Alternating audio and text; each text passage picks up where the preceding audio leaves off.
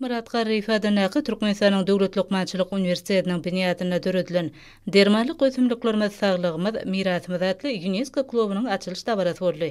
Dermanlyk ösümliklerimiz saglygymyz mirasymyz atly UNESCO klubynyň açylyş dabarasy münasibetli türkmen halkynyň melelejeri Gahrman Arkadağymyzyň kitaplarynyň ýurdumyzyň baý dermanlyk ösümlikleriniň we halkymyzyň amaly haşam sunugatynyň sergisi gurarly. Şeýle hem talip ýaşlardan düzülen Melhem Aýdymsaz toporunyň çykyşlaryna oýunlaryna tomaşa edildi. Soňra UNESCO klubynyň açylyşy dabaraly maslahat bilen dowam etdi.